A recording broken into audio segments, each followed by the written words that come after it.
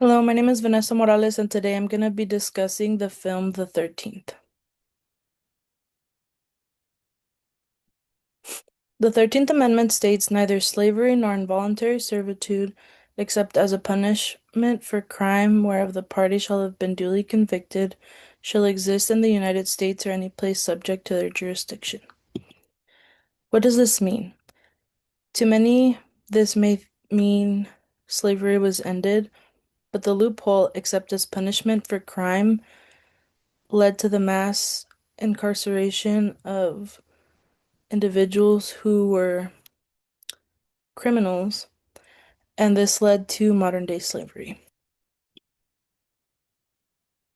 Timeline: December 6th, 1865, the 13th Amendment was passed, ending slavery, but it includes a loophole.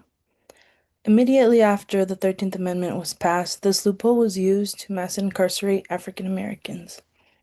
In the late 1860s, Jim Crow laws were local and state laws that enforced segregation and encouraged the marginalization of African Americans. In 1915, there was the criminalization of black males.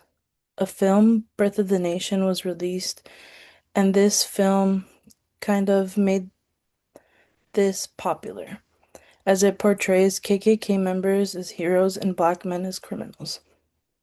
In the 1950s, the civil rights movement began.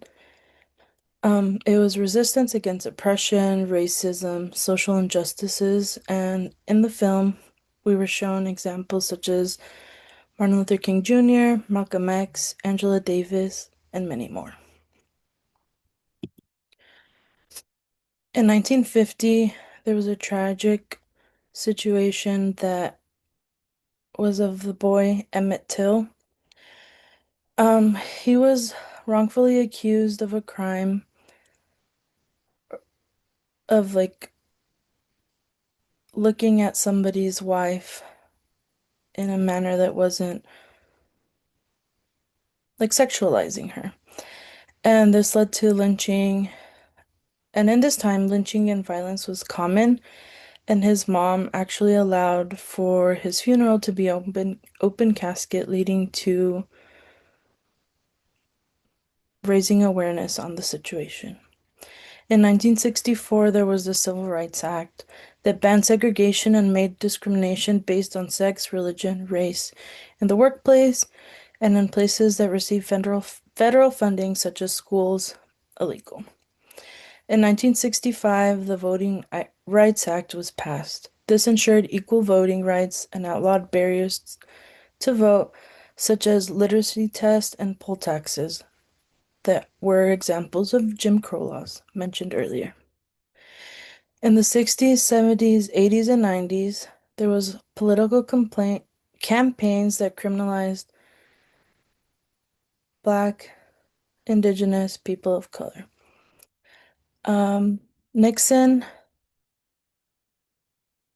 his main campaign was law and order in the beginning, and this focused on kind of retaliation on the Civil Rights Act, resistance, stuff like that.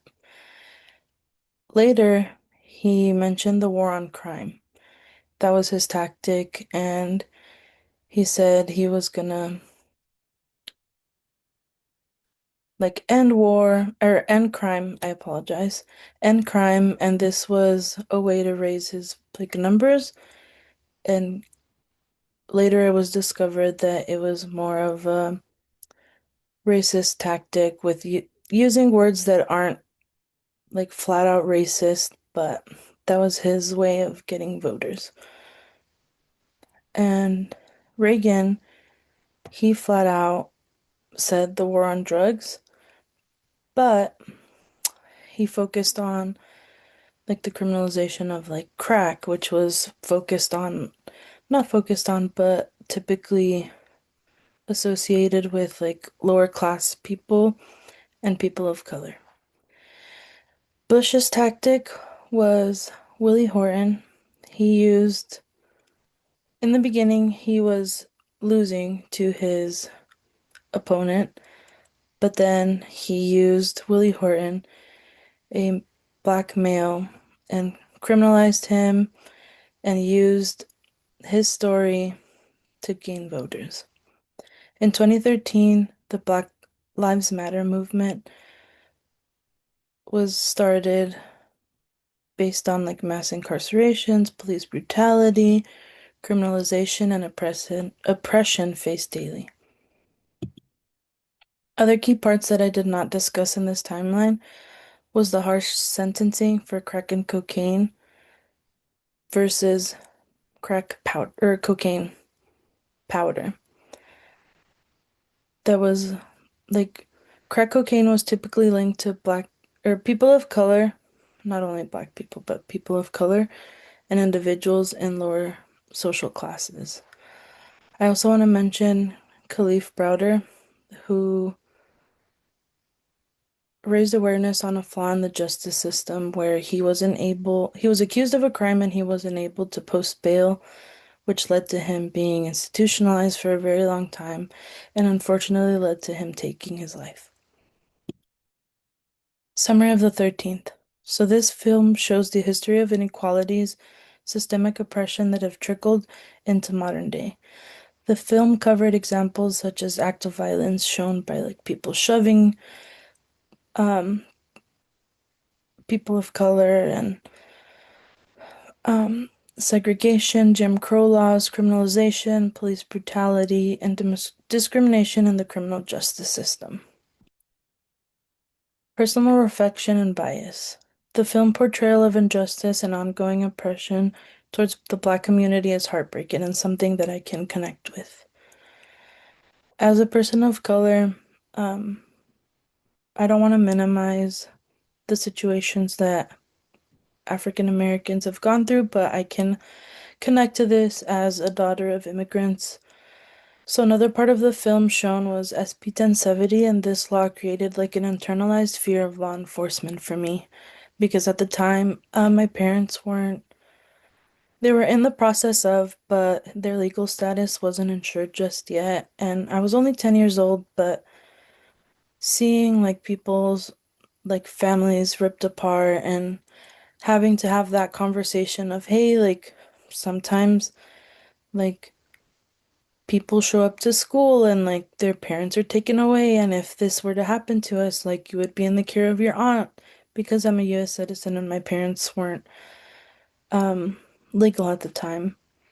And as a person of color, I often feel anxious with my encounters with police or even nervous to exercise my peaceful protest, my right to peaceful protest due to the current political climate.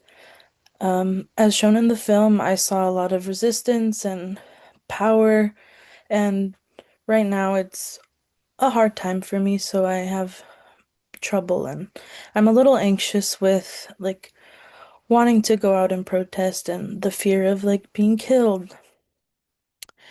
And as someone who didn't know about the institutionalization of African Americans post 13th Amendment, I kind of feel guilty and privileged to like not even have had that knowledge prior to watching this film, and I want to flip that like guilt and kind of take it in as motivation to help people that have been through the criminal justice system and feel that they were like targeted because of their race or because they're African American.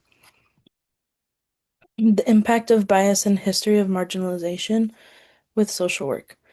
If the issues presented were not addressed, we would not be able to practice social work in a way that would be ethical and equal. Although BIPOC are fighting on an ongoing battle for social justice and equality, I would not like to imagine social work in a world that allowed segregation, lynching, slavery, etc.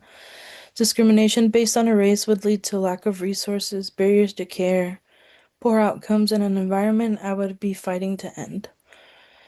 So, social work strives for social justice and advocating for the oppressed, but in the film, we saw situations where, like, let's say, for example, I was a licensed social work, but I would only be allowed to practice in a institution for people of color.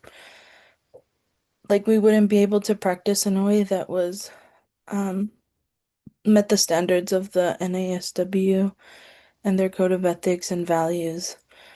And I just can't even imagine practicing in a world that was okay with like segregation and lynching and all these difficult things that I'm glad are part of history, even though sometimes we relive small parts of history.